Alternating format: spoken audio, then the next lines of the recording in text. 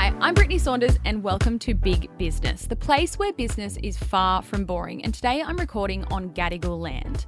Now, I somehow managed to build an empire from the garage underneath my house, and I'm here to share it all with you, from the wins, the huge mistakes, and the funny moments in between. So whether you're in business already or not in the game at all, maybe you're just after some inspo or you simply want to hear the tea, this is the podcast for you.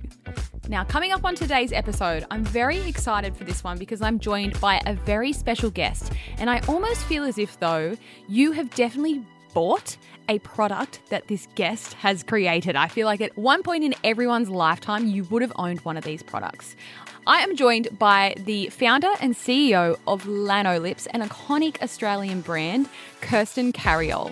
Kirsten's sellout success took off in the early 2000s after a long-haul flight left her lips cracked and dry. With a bag full of balms and not a single one that could keep her lips hydrated, she remembered using lanolin as a small child on her grandparents' sheep farm. Her dad called it nature's wonder moisturiser. On that flight, Carriol decided to bring lanolin back. Now, Lanolips is a global multi-million-dollar sensation with an impressive cult following. Even celebs like Gigi Hadid, Drew Barrymore, Sienna Miller and Miranda Kerr can't get enough. The brand's hero product, which is the original 101 ointment multi-purpose super balm, has the powerful ability to hold 400 times its weight in water and is sold globally at a staggering rate of 1 tube per minute. I know in my lifetime I've had a multitude of Lanolips products lying around in the bottom of my handbag, and I'm so excited to be chatting with you today, Kirsten. Thank you. I'm glad to be here. I feel like I'm sitting with a business icon.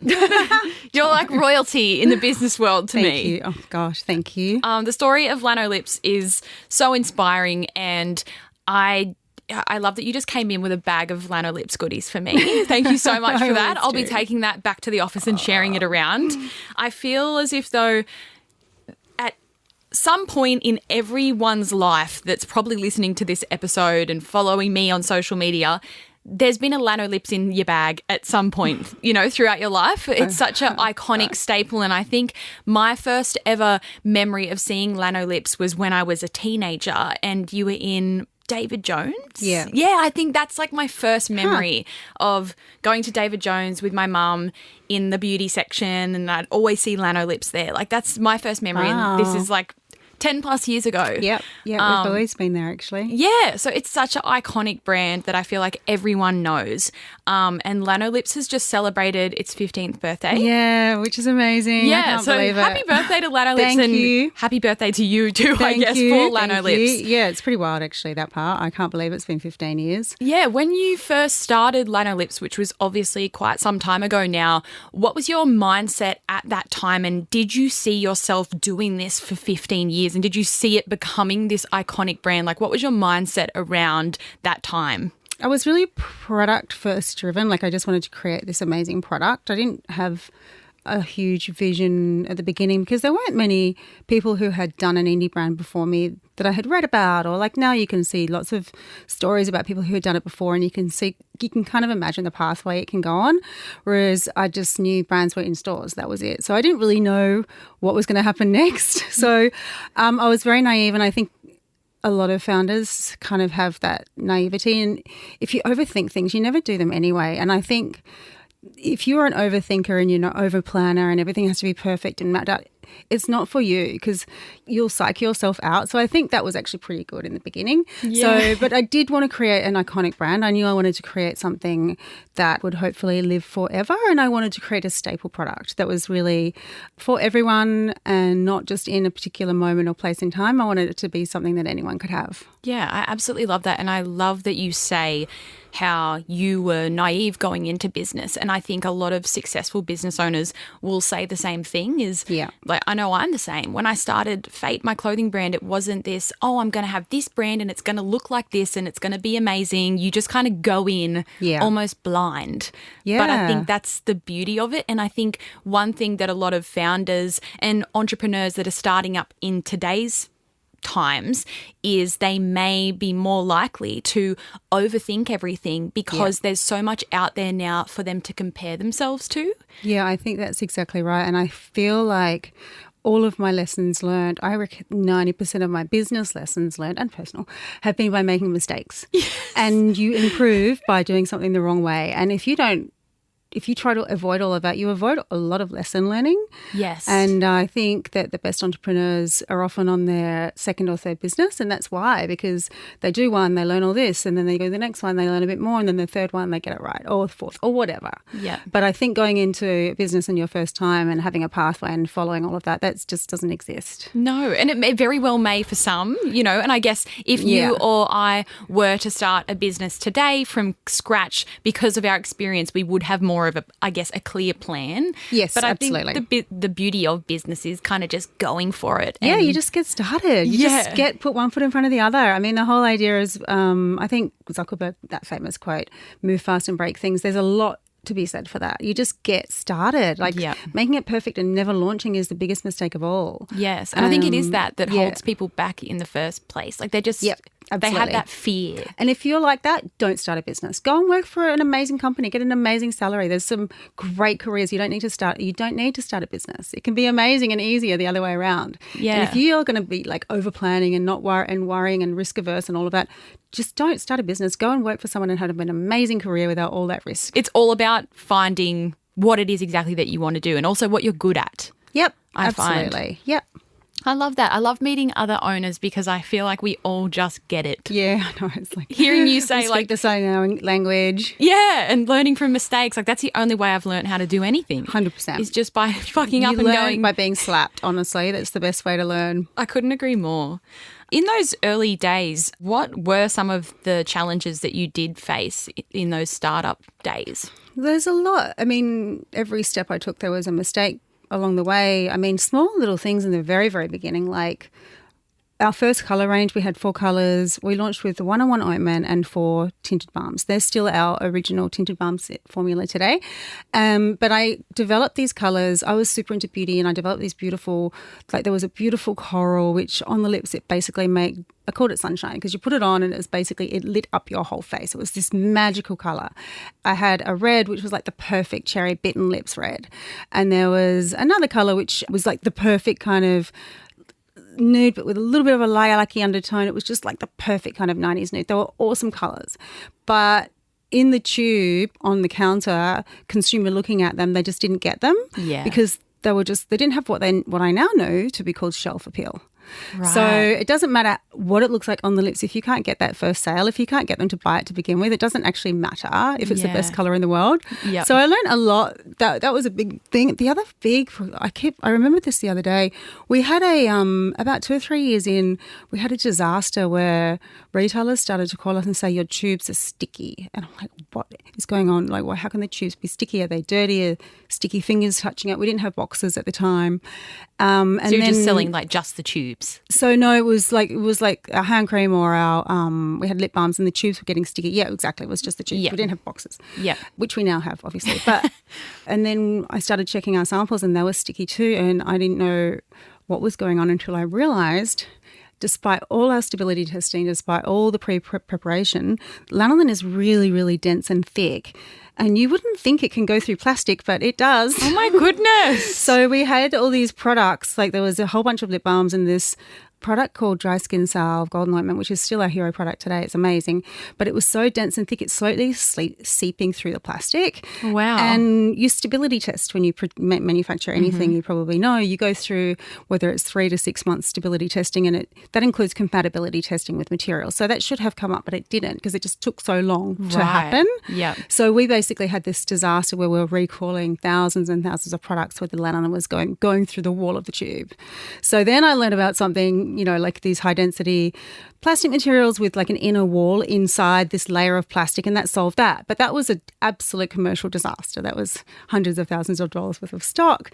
So, wow. There's lots of little examples like that. Splitting tubes, the little crimp at the top of the tube. Yeah, that popping open. That can pop open. We had a situation, we were putting 80,000 units of them on the front cover of Elle magazine, and I knew the editor at the time, and it was a brand new product, and the tube was being stuck on the front of the magazine. Oh, like an actual gift, that you would get on the magazines? It was a front cover mount. Wow. And I got sent the retention sample, which you always get sent one from each batch before they send out the full batch, and I squeeze the tube. I always squeeze it, and it just popped open, and all the balm just comes oozing out.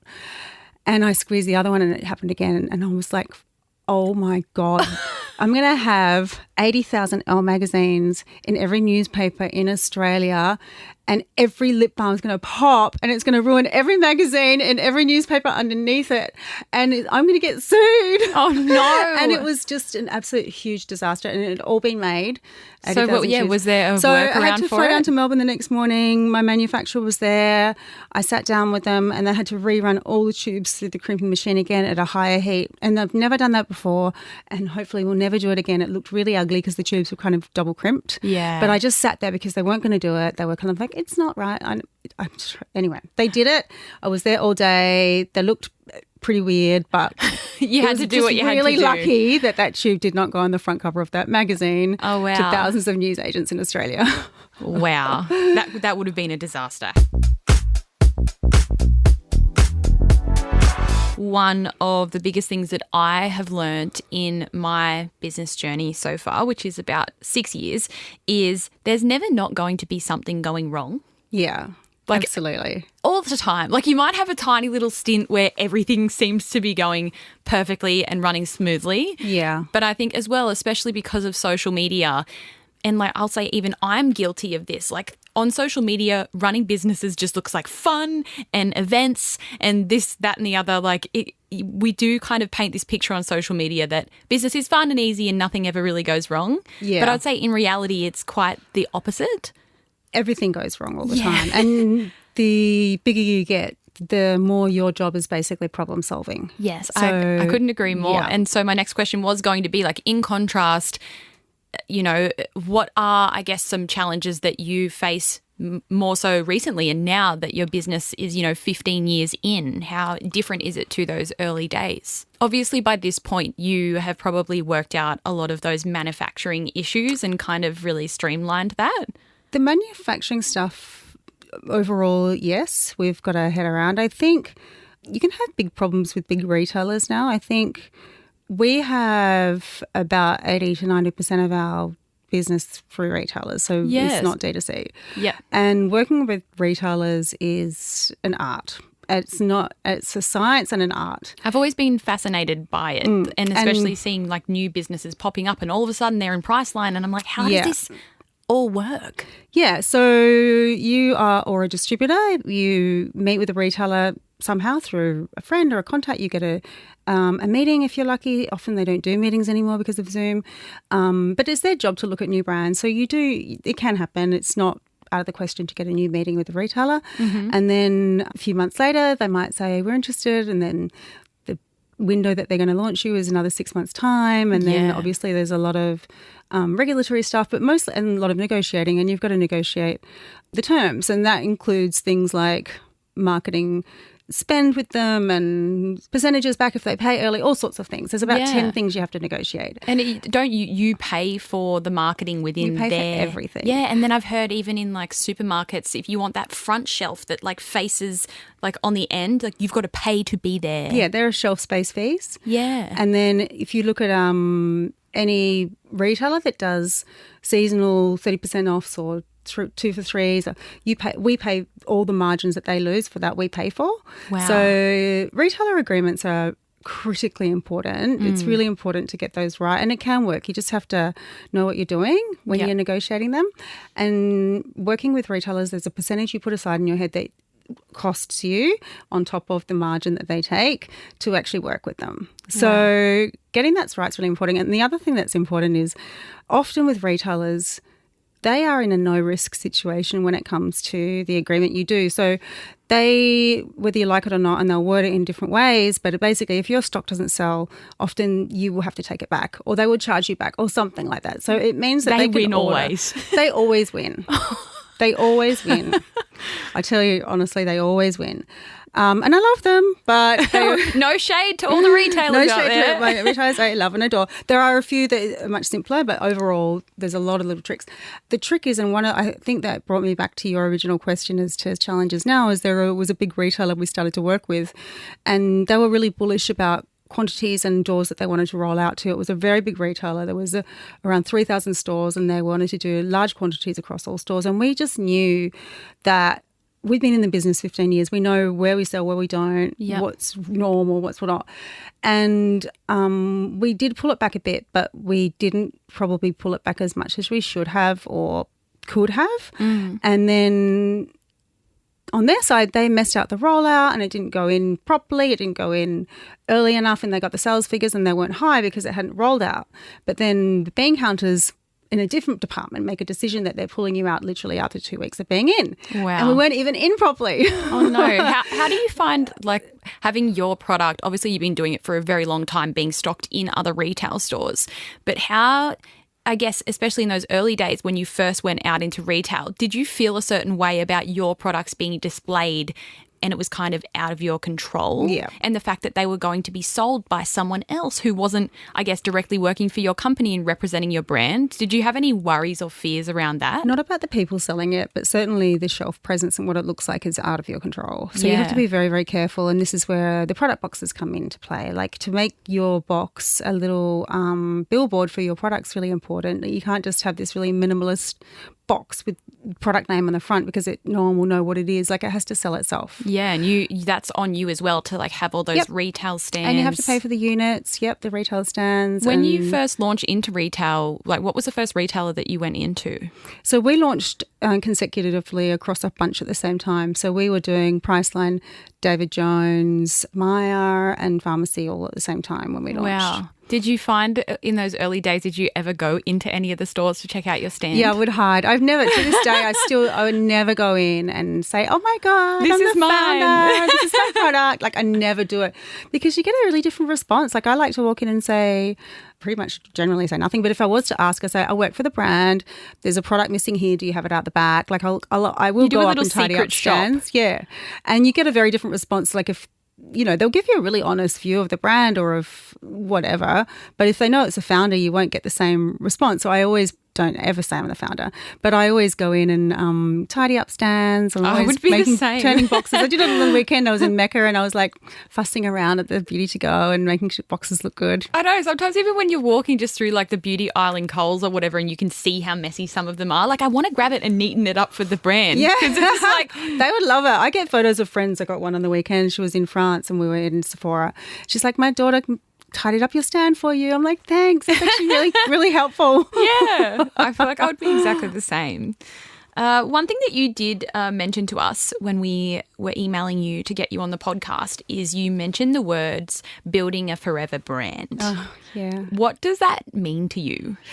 A forever brand is a brand that is around forever. Like, I think if you look around to the brands we all know today, there aren't that many that were around 100 years ago and will be around in the next 100 years.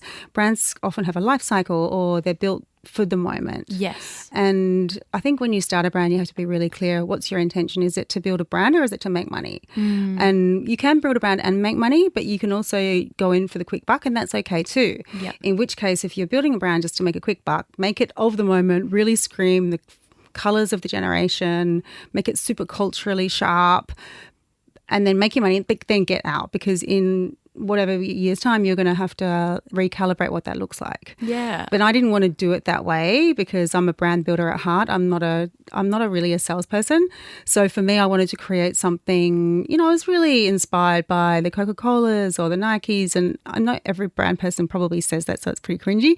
But I did want to have a brand that would be around beyond me. Yeah. Wow. And not just be a niche brand or a cult brand that would actually move through time and take some meaning with it. And you still have to update it a little bit, but overall it stands by itself pretty well. Yeah, wow. I love that. I've actually met quite a few people. I mean, I live in Newcastle, so I don't get out much. But when I do come to Sydney and I've gone to events and stuff, it's been great to meet with other owners and hear their stories and advice.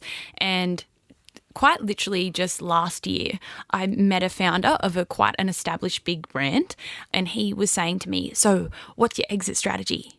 Right. He's like, what's your exit strategy? And I'm like, what do you mean, what's my exit strategy? Like, I'd obviously heard the term before, but it had never crossed my mind that that's something that I should be thinking about. Yeah. And then I've met a few other people over the years, and I've met people that have said, oh, I build businesses like up to their peak and then I exit. Like that's their whole strategy. I can tell when I look at a brand, I can generally tell if that's what's their strategy. Yeah, wow. I can spot it in a minute that they're just a brand for the moment. They're going to sell in 8 years, then some poor private equity company or cosmetic they're going to think it's going to get to the next level and the brand's just going to die. Like you can just tell. But then they say, I remember I said to this person, like, what do you mean exit strategy? And we'll talk a little bit more about personal branding because this kind of leads into it. But I feel like my business doesn't really exist without me. And I said to this guy, I said, what do you mean exit? Like, who's going to buy it and take over it? And he's like, who cares? Like, just let them take it. Like, let them figure out that they can't run it without you kind of thing. And I was like, oh, shit. And then I'm saying to my partner, should we have an exit strategy of some sort? But I think that comes back to the difference of what you said. If someone's starting a business because it's their passion project and they really want to build something special, which I feel like is what I have done as well, versus just wanting to build something to sell and make money out of it. Yeah, just selling stuff. Yeah. And on this topic, I think one of the most interesting things that I'd love to chat to you about is, especially in 2024, the way social media is right now, we hear a lot about personal branding. And nowadays, a lot of founders of popular businesses also have a really strong personal brand. And I guess I myself am an example of that, of having this really strong online profile. And then I've obviously built my business using that. But I think the thing that's so amazing and fascinating is that Lanolips hasn't been built obviously off any kind of personal brand. It has quite literally been built as a brand. And so you obviously started Lanolips before social media was really a thing. Like, personal profiles didn't exist. Like, you had a brand story. Yes. And there was a person behind that. And we had that in a really authentic way. Yep. And we still do. But founder-led brands in the way it is now didn't exist. I didn't even think about it. And I think if you want a brand, a forever brand, then it's a really big risk to have founder-led because you're going to die and then what? Like, I think that's one thing that I think it's really important the brand goes first. Yeah, I think that's one thing that I try to do and have tried to do. I still feel like I'm a baby in my business journey, but trying to separate myself from the brand so that it kind of is its own thing on its own and not just me and people, shopping with us because of me. That'll naturally happen if the product's really good and the product provides something to the customer that nothing else is doing, that it will happen. Yeah. But it is risky because then what if you don't want to, like, what if you want to sleep in? What if you don't want to work that week? And then, if it's all reliant on your activity and you pushing yourself out there every day. That's exhausting. I wouldn't want to. Like, I've often gone on, maybe I should have built my profile more, but I don't want to. I think it's a great thing. It's not at all interesting to me. And I want the brand, I want it to be brand-led. So when social media did obviously rise and come to its peak, and then we saw the Snapchats, the Instagram, the TikTok, everything come out, did you find that you had to shift your brand strategy at all around social media? Because obviously you built it before social media was the way that it is. Yes. So I think a lot of brands are designed now to look good on social media first. And that wasn't even on our radar. So we certainly had to redesign, and we did just a few years in. Actually, the brand suddenly, I was just like, this isn't the branding that's going to take us to the next level. And I wanted something that would last for much longer than a trend cycle. So we redesigned. And we were also really eaten up by dealing with retailers and the time and money all of that took, where we just didn't have the resources, the time, the energy to jump into the social media spaces as fast as you need to. And I think that was a real challenge for about 4 or 5 years, because it was a really good time to be on social at that time. Like, it was a really cheap recruitment process. It was a really good way to grow awareness really easily, and we were doing it. But it would have been great to have had the business model flipped, where we were weren't reliant on retailers, that we could use that energy and money to go into social.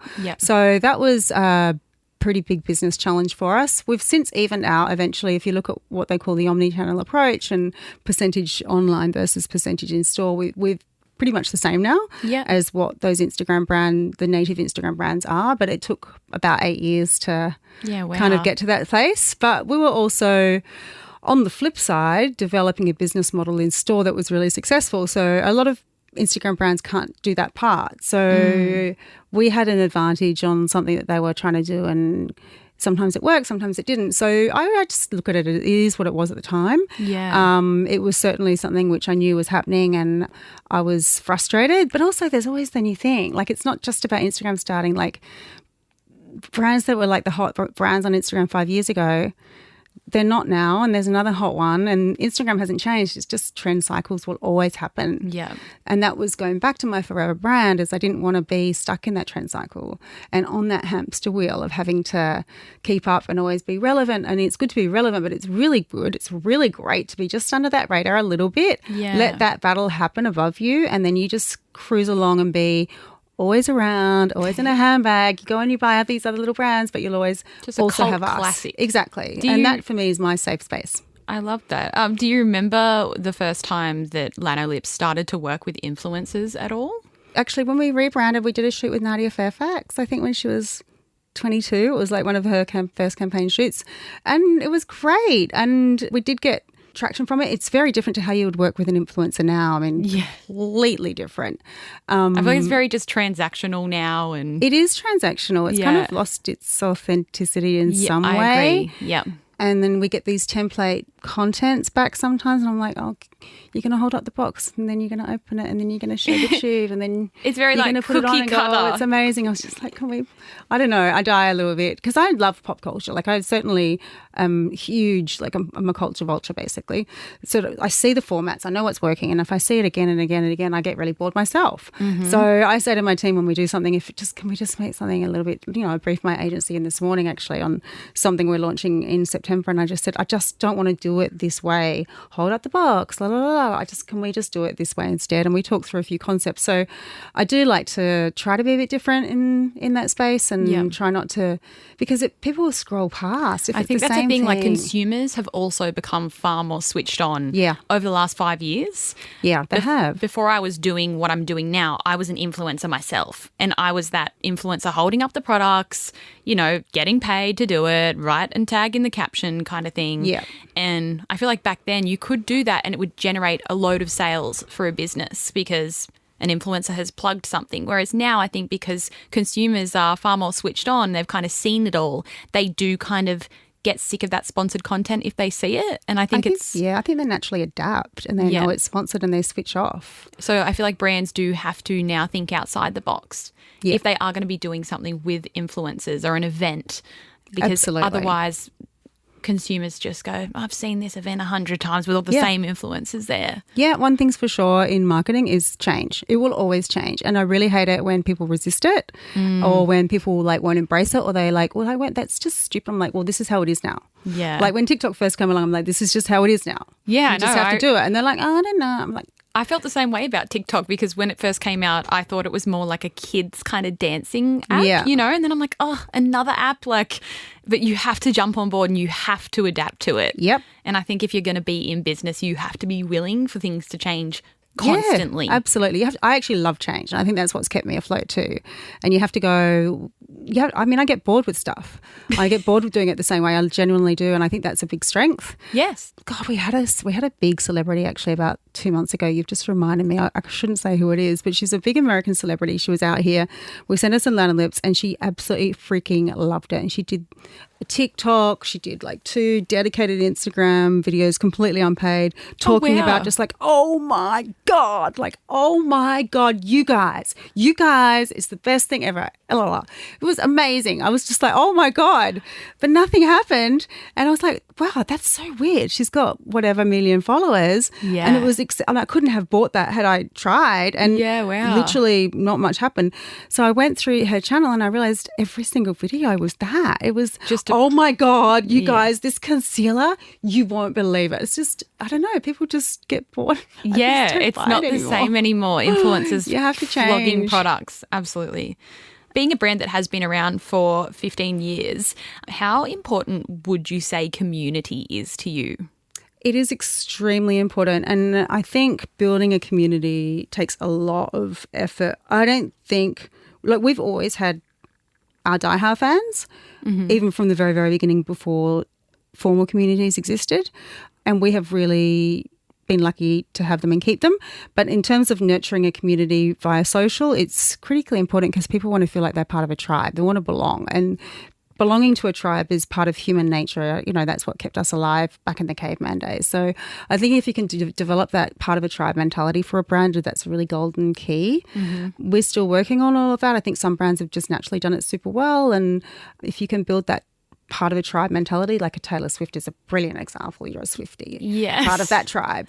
But you know what? People also move in and out of tribes. You know, they grow in, they grow out. They're like, I don't know, it's like fashion changes. So, yeah, but building a community is critically important. Absolutely. I think you've done that really well. Yeah. So I think that ties back into the whole personal brand thing.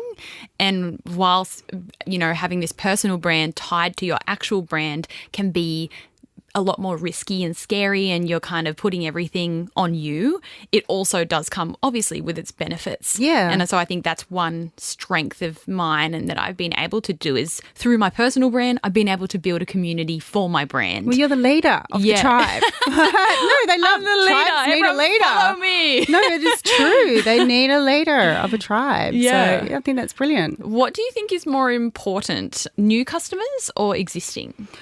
It's 100% easier to keep an existing customer than recruit a new one. Definitely, if I was to pick one of the two, I would keep the new because it's cheaper and easier. So, and that comes down to having an amazing product. Anyone can buy a new customer. You can go on Instagram and Facebook and buy ads and recruit that way, but that is really expensive. And then if the product they get in their hands shit, then they're not going to come back. So I think it goes down to having a great product and then keeping that customer. Much, much easier. Doesn't mean I don't want to grow. It doesn't mean we don't want to build new customers, but it's just a hamster wheel of recruiting. Whereas if you have a great product, that's going to make your life a whole lot easier. Yeah, I couldn't agree more. And speaking of communities, how much influence does your community and your customers have on Lanolips? Have you ever taken on board feedback from customers and, yes, you know, improved something because 100%. of your community feedback? Always. So I'm always getting emails from my team. Oh, there was this review and la la. And I know when I've got it, like there's been about 10 of them. So reviews are our biggest. We get social noise and we get, you know, the social feedback. It drives everything we do, customer feedback and what they're asking for. And then every now and then we'll do something that no one asked for. And sometimes it works and sometimes it doesn't. But we've changed a lot of things in our products over the years because of customer feedback. Yeah, I love that. I think it's important for business owners to never forget that. Yes. I think a lot of people can get in their own head about their own brand and think, no, this is my brand, I'm doing it this way. Yeah. But I think if you lean into your community, you can do both. Yeah. You can have it your way, but also take on feedback. And if you're that as a leader, you're not going to build a team because you're not going to listen to them. Like, it's just a really bad trait if you're like that, full stop. I couldn't agree more. Well, to wrap up, what would you say are some of the most significant milestones or achievements that you have had in the last 15 years? And I know that's a massive question, but any noteworthy moments? Or was there a moment in the last 15 years where you thought, yep, this is it, I have done it, I've made it? The last 2 years have been phenomenal for us. And I think just wrapping up a financial year and looking at what we've achieved in terms of growth with the teams, you know, there have been a few moments where we've, as the exec suite, we've just gone, wow, what that was, how did we do that? That was amazing. Launching in the US was really, really huge for us. We waited a very long time to go to the US. You've done so many cool things. I've obviously been stalking like all the accounts and your accounts, and it's just so cool just to see all the activations. And you did a collab with Messina, and then there was like these Messina's great. donut stands and like all this cool stuff. Like I just look at that and think, wow, like that's you're just amazing. Looking at the highlights, Brittney. Yeah, I know. There's a lot more that goes 99% of it's not that. But in terms of business landmarks, launching in the US was amazing. And I guess the first week we got our sales figures when we first launched was pretty phenomenal. This little lip balm thing that no one thought would do much, and we did our first week. I think it was $40,000 in Priceline or something, which was so much at the time. Yeah, wow. And that was just a huge relief moment because I'd worked for so long to develop it, and it was finally in the world. Yeah, because you actually developed it for like how many years? 6 years of development. And it was just like, we finally launched and it worked. That was huge. Yeah. Every time we launch a new market and I meet these people in an amazing new culture and they accept the brand, that's really fantastic. I love that. Launching in new markets is great fun for me because they're culturally so diverse, and making a brand land in a different cultural market doesn't always work. Yeah, wow. So that's been great too. Oh, lovely. And what is your vision for the future of Lanolips? And do you have anything that you can share with us? Any innovations? I know we've already spoken about this being a forever brand. You want it to live beyond you. Where do you see it going? So definitely would like to be a hero lip product around the world in every market we can get into. We will launch 2 new products early next year, which are new products for us. But I think it's more so about what we've done in Australia, rolling that out around the world. Like, we've got a really wonderful awareness here. People have known us for 15 years, and in some markets we've only been there for 1 or 2. So it's just really about going into our current markets deeper and launching in new markets and building an iconic lip brand around the world. I know it sounds really dicky. I feel like you're definitely going to do it because you've kind of already done it. It's just a matter of time before the whole world knows about it. I don't know. I'm always looking at what's not done rather than done. I'm sure you're the same. Oh, yeah. There's never enough that you can achieve, I think. Like, it's just never ending. Do you ever sit down and pat yourself on the back? I don't, but I really try to. But I'm sure you're the same. Like, when you're in it and it's all happening, it's always just, what can I do next? Yeah. Like, we're not doing enough. Like, I don't have enough hours in the day. But I think that's what drives an entrepreneur. Like, I think when we did our first Priceline figures, I remember going, enjoy this moment, enjoy this moment, enjoy this moment, because in the next 5 minutes, I'm going to be thinking of a problem. I know. And people always say, wow, isn't this amazing? Like, you open this store and you're making this amount of money in the first day. And it's not until, I guess, other people bring it up to you that you go, oh, shit, yeah, I probably should have like celebrated that a little bit more. It's really hard to see what it looks like when you're in it. Yeah, because it's just go, go, go. Like, there's no end in sight. Yeah. Well, this has been wonderful chatting with you, and thank you so much for coming on. I feel like I wish I could just take your brain and put it in mine. No, you've got so much in your head that I don't. I think it's great. I learn so much from everybody around me. I mean, I'm particular people who have been digital native like you. I think it's amazing. Yeah. Oh, thanks. Congratulations. I wrap up my episodes with a tip of the week. It doesn't have to be about business. It can be about life. It can be any tip. Do you have a tip that you would like to share with us about life, business, or anything in between? Oh, my God. Almost this morning, don't put your earrings on in the bathroom ever. Did you drop it down the sink? You know when you drop an earring over the sink and suddenly every time I do it, I'm like, this is a mistake, this is a mistake, this is a mistake. Life flashes before your eyes. Correct. So never, walk away from the sink when you put your earrings in. Also, one of the hugest things that's helped me negotiate my interpersonal relationships is judging people on their actions, not their words. So it's been really a step change for me in how I walk through the world and respond to people. Like, people can say whatever they want to say. The words are easy to say, but the actions that people do is who people are. Yeah, so I love that. That's been a big mantra now that helps me through life. I love that. I'm going to be writing that one down and remembering it.